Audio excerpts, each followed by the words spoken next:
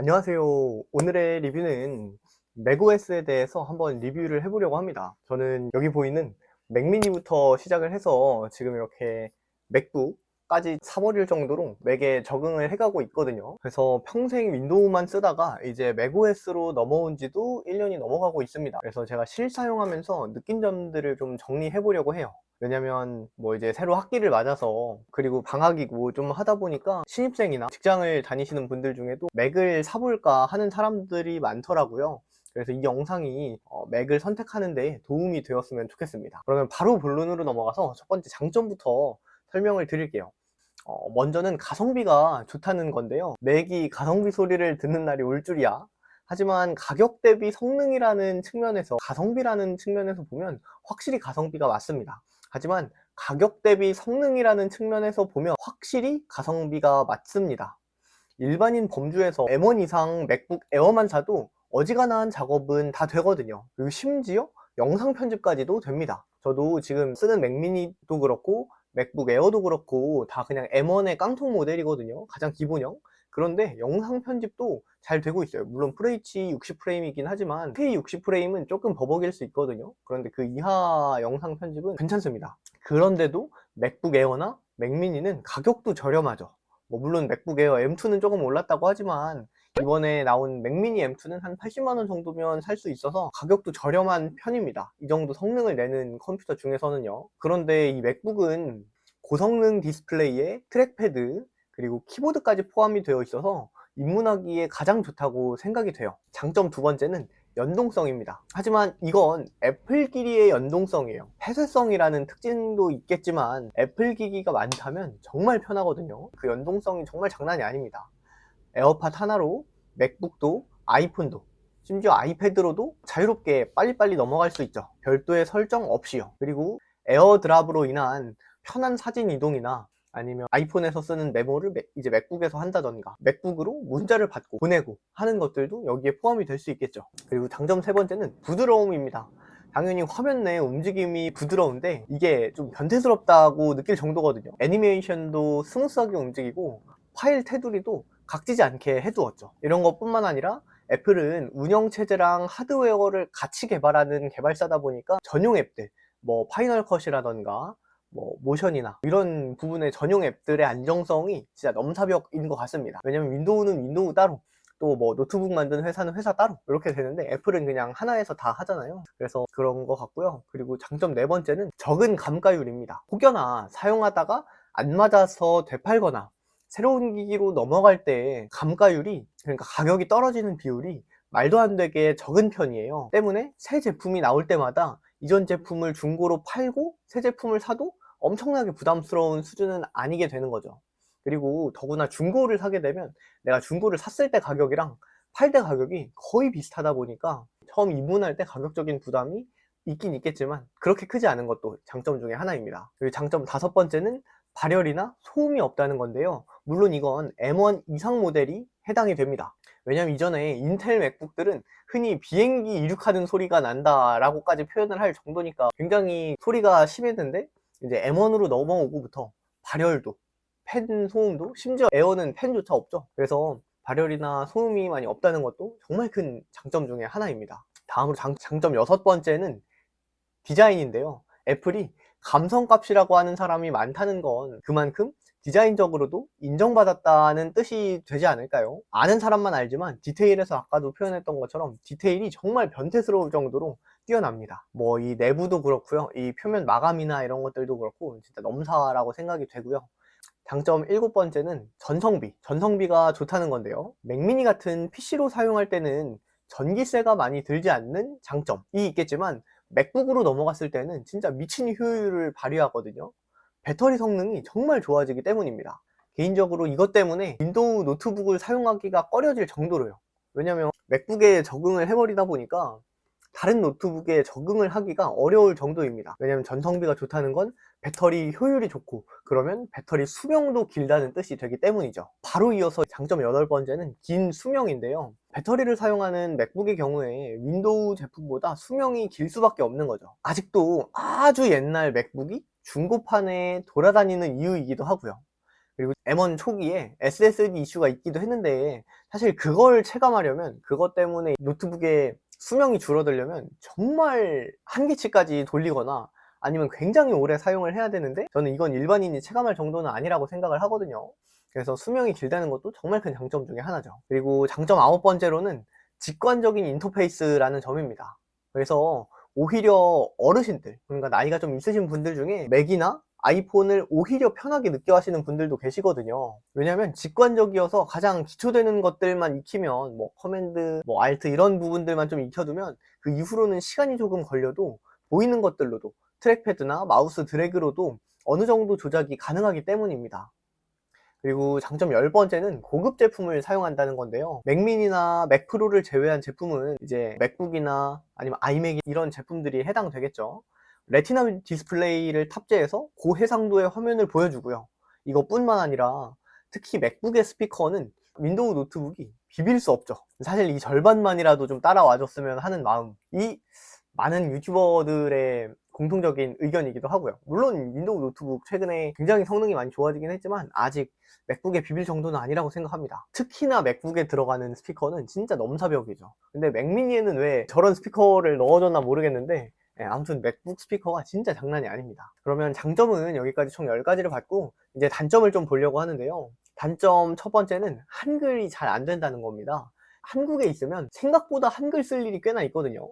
뭐 물론 업무상 한글을 안 쓴다 하면 상관이 없겠지만, 이게 보는 건 편해도 수정하기가 좀 어렵더라고요.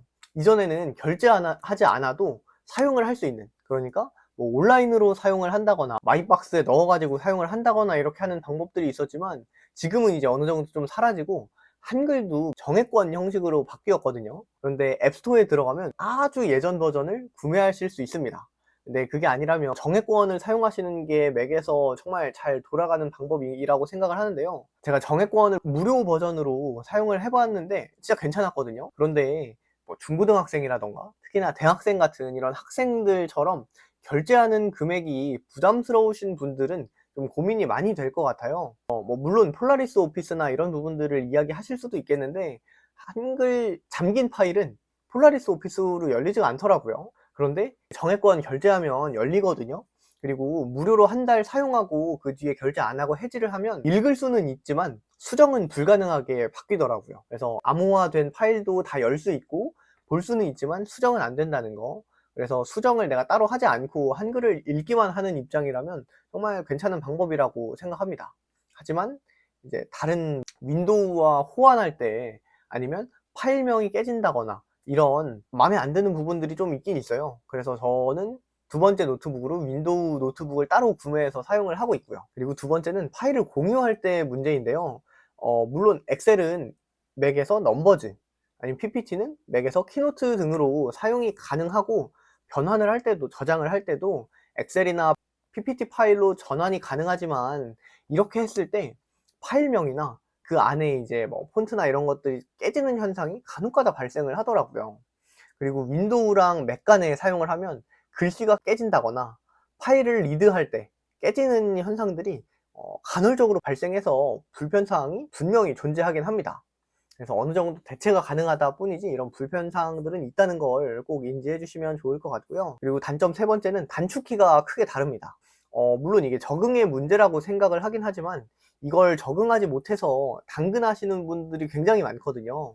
이 가장 대표적인 게 컨트롤이 아니라 커맨드 키를 사용하는 거, 그리고 한영 버튼이 아니라 뭐 캡스락을 사용한다던가, 이런 부분들이 윈도우와 다르다 보니까, 우리가 적응했던 것들과 다르다 보니까 이런 부분에서 불편함이 있을 수 있습니다. 물론 이게 적응하면 크게 상관이 없지만요. 단점 네 번째는 포트가 부족하다는 건데요. 뭐 물론 맥북 프로나 맥미니는 어느 정도 포트가 구성이 되어 있는데, 물론 그럼에도 데스크톱만큼의 포트가 있지는 않죠. 특히 대부분의 소비자가 사용하는 맥북 에어의 경우 썬더볼트 단자 2개가 끝입니다. 물론 최근 M2에서는 맥세이프 충전 단자가 생겼다고는 하지만, 우리가 사용하는 대부분이 USB-A 단자이기 때문에 추가로 허브 구매가 필요하다는 거죠. 흔히 말하는 이 모니터 연결할 때 HDMI도 마찬가지고요. 그래서 저는 개인적으로 이 모니터를 맥북과 연결하고 이 모니터 자체를 허브로 쓰는 방법을 사용하거든요. 물론 이건 모니터나 주변 기기들이 있다는 가정하에 가능한 방법입니다. 그래서 뭐 다양한 방법들이 있지만 아무튼 추가적으로 구매하는 것들이 좀 필요하다. 그리고 단점 다섯 번째는 무게인데요. 맥미니를 제외하고 맥북류의 경우에는 그 무게가 타사 노트북 대비 무거운 편입니다. 이유는 알루미늄 바디 때문인데 맥북 에어라고 칭하고 있음에도 무게가 꽤나 있는 편이에요. 때문에 무게에 초점을 두고 계신 분들이라면 LG 그램이나 삼성의 갤럭시북 같은 초경량 노트북이 오히려 더 맞을 수도 있습니다. 그리고 단점 여섯 번째는 게임이 안 돌아간다는 건데요. 이 이야기를 하면 맥은 게임하려고 사는 게 아니라고요 하는 사람들이 꼭 있을 것 같거든요. 근데 물론 이 맥을 게임하려고 사는 건 아닌 게 맞죠. 하지만 일을 하다가도 게임도 한번 하는 게 뭐 그렇게 잘못인가 싶거든요. 왜냐면 게임도 하나의 취미고, 이전에는 몇백만 원씩 써가면서 산 컴퓨터가 게임도 안 된다. 이전에는 이 맥 자체 가격이 좀 비쌌으니까 몇백만 원 써가면서 산 컴퓨터가 게임도 안 된다 라고 할 수 있었지만, 지금은 가격이 많이 내려가서 크게 신경이 안 쓰일 수도 있거든요. 그런데 진짜 수백만 원짜리 컴퓨터를 샀는데 게임도 안 된다, 이거는 게임을 좋아하시는 분들한테는 아쉬울 수 있다는 거죠. 근데 오히려 게임을 안 하게 돼서 장점일 것 같기도 하고요. 아무튼 이 롤 정도는 잘 돌아가는데 맥에서 안 돌아가는 게임들이 많다 보니까 이런 부분들을 아쉬워하는 분들이 많이 있습니다. 그리고 단점 일곱 번째는 유료 어플들이 많다는 건데요. 왜냐면 맥에서는 물론 무료 어플들도 있기는 하지만 오히려 많은 어플들이 유료로 구매를 해서 사용을 해야 합니다. 물론 개발자들도 돈을 벌어야 되는 게 맞지만, 사용자 입장에서 유료 어플이 많은 점은 추가 지출이 계속해서 생긴다는 거니까 아쉬운 부분 중에 하나일 수밖에 없죠. 그리고 단점 여덟 번째는 AS 비용이 괴랄하다는 건데, 고장나면 진짜 답도 없거든요. 왜냐면 수리하는데 가가지고 듣다 보면 이 정도 가격이면 그냥 새로 하나 사는 게 낫지 않나 하는 생각이 들 정도니까요. 그래서 애플케어 플러스 에케프를 드는데, 신기하게도 이 에케프를 들고 나면 그 기간 동안은 고장이 안 나죠. 그래서 저는 개인적으로 에어팟만 에케프를 들고 나머지는 들지 않고 사용을 하고 있습니다. 네, 여기까지 장점과 단점을 좀 살펴봤는데요. 정리를 한번 해보겠습니다. 먼저 어떤 분들에게 추천하냐면, 영상 편집이나 사진 편집을 하시는 분들, 이런 분들에게는 맥이 정말 괜찮거든요. 왜냐면 디스플레이도 그렇고 성능도 어느 정도 뒷받침이 되어주기 때문에 굉장히 좋다고 생각을 합니다.